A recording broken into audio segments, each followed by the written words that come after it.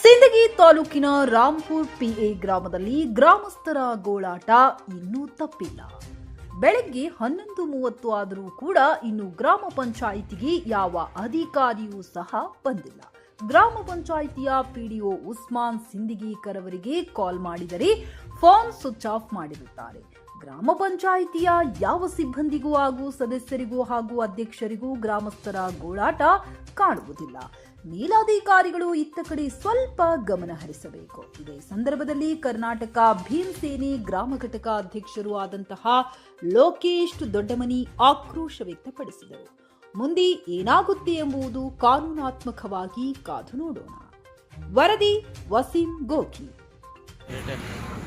11:17 ಆಗ್ಯದ time.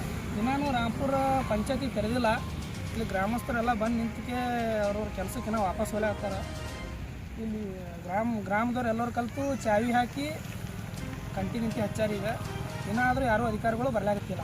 Phone ಹಚ್ಚಿದ್ರೆ video phone switch off ಅದ. ಯಾರು ಅಧಿಕಾರಿಗಳು ಫೋನ್ ಎತ್ತಲ್ಲ. ಯಾರು